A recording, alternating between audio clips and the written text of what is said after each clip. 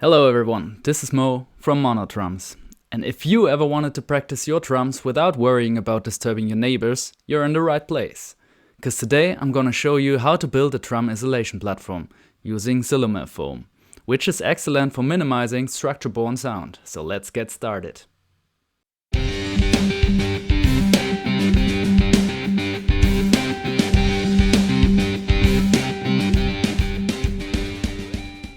So I started drumming 6 months ago, and while I love it, I can only practice during the daytime to avoid noise complaints, and sometimes not even that if the noise complaints come directly from my girlfriend.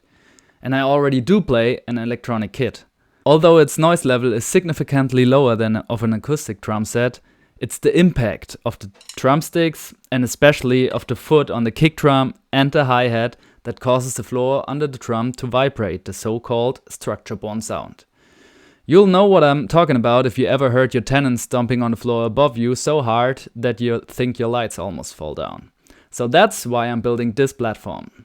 To drum whenever I want without any restrictions. So let's dive into the process. As you can see, I don't have a lot of space for my drums. Let me be honest. If you are about to build a rectangular platform, your effort will be significantly less, since I had to fit everything into the corner between my desk and the heater. And my room is not even rectangular. To ease things up, I made these very professional construction plans to get the measurements before I went to the hardware store. It was clear I had to divide the platform in two parts, otherwise it wouldn't fit in my car. But to be honest, even with the two pieces it was hardly fitting. But it did work. The key to sound insulation is of course the Sylomer, specifically chosen for its qualities in this area. It's definitely the best sound insulation you can get. That's why it's also used in professional environments and studios. There are also people using tennis balls or hose insulation for their platform, but I decided to go for the best insulating material. Also, you will be seeing, looking at the complete pricing of the platform, the Sylomer wasn't even the biggest cost driver. But it can be difficult to get it as an end customer. The producer of Sylomer is based in Austria. There are different sales partners here in Germany, but unfortunately, all of these have completely different and non-transparent pricing. In addition, there are long production times and shipping times with high associated costs, because the material must be cut to size for our purposes. So if you are struggling to get yourself some Sylomer, struggle no longer, because I decided to make it available to all drummers out there. Easy and fast, with transparent pricing and a pre-cut to handle a load of 25 kg each pad. I'll put a link in the description below. As you can see in my cross section, I added an additional insulation part, safety mats. The reason is, we live in a very old apartment with a wooden floor that is relatively flexible. When I built my first drum isolation platform for the Roland TD1 DMK, I had the Sylomer directly on the floor. But the platform is moving when playing the drums, because the Sylomer is compressed on the spots where pressure is built. That's actually how it works. As the impact is absorbed by the Sylomer, a hard concrete floor does not even care. However, the soft wooden floor reacts to the swaying and absorbs this part of the energy again. I could actually see it as my indoor palm tree standing right next to the drum set was still moving when I kicked the bass. The safety mats now are there to distribute the pressure over a larger area.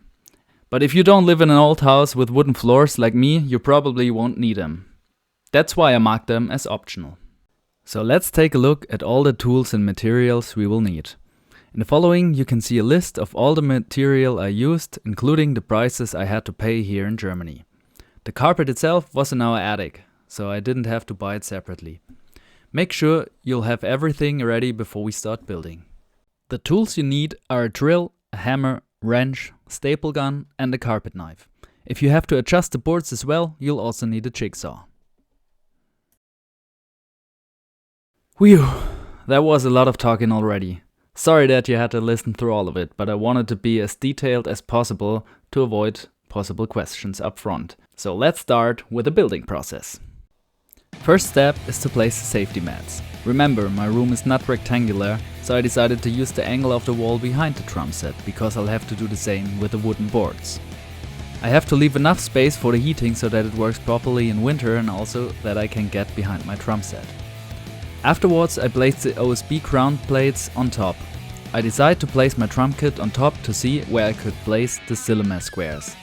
And also to check where I could have some cutouts to better fit the platform into my crooked room.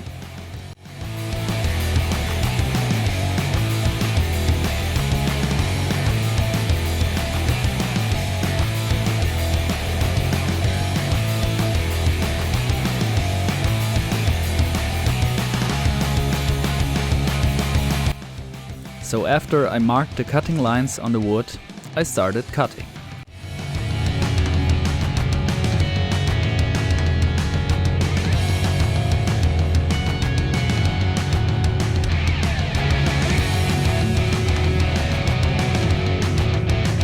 I marked the multiplex blade as well and cut it accordingly.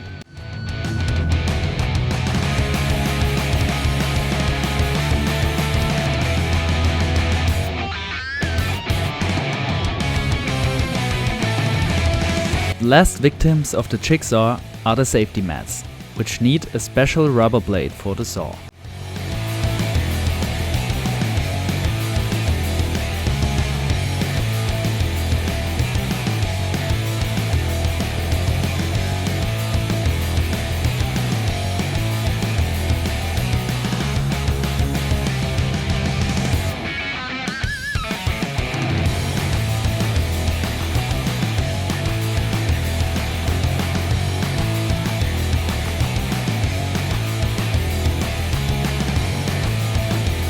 The next step is to connect the two panels. I don't want to have screws on top of the platform, so I have to drill holes and use drive-in nuts to connect the blades via flat connectors with screws from the bottom.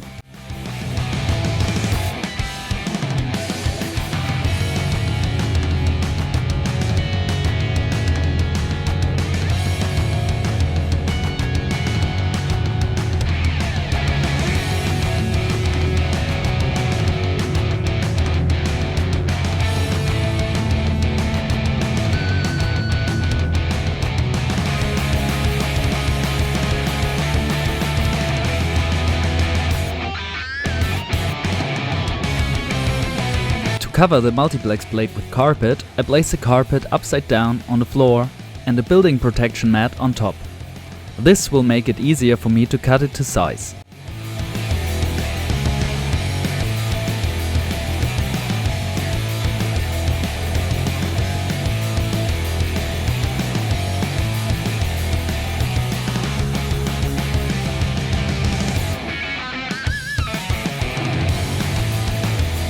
Now it's time to attach the carpet with the staple gun. My carpet is very thick and I need at least 12 mm long needles. Make sure to think about that when buying your supplies.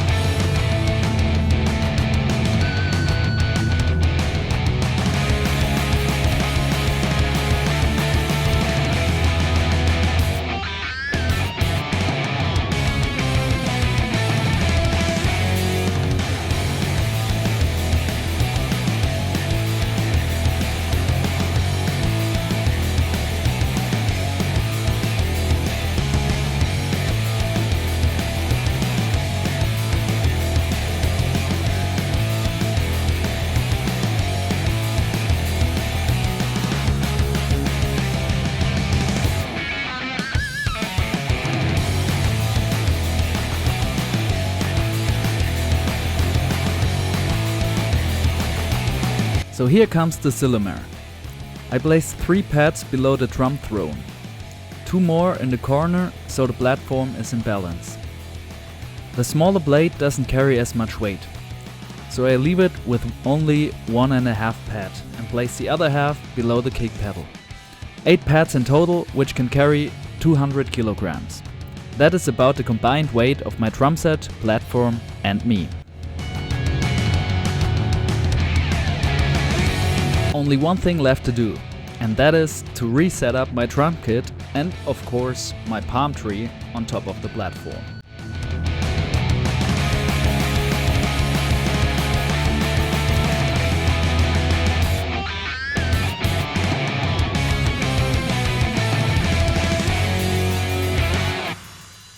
And that's it for today's project. It took me about 4 hours in total to build the platform. Of course, it could have been easier if my room weren't as crooked, or if I had been willing to move my palm tree, or if I had not chosen a day with 33 degrees Celsius. But I'm very happy with the result, and the effect is tremendous. No more complaints from the neighbors or my girlfriend, and you all know the saying, happy wife, happy life. So if you have any questions, please write them down in the comments, and don't forget to like and subscribe. Now have fun rebuilding, and I see you in the next video.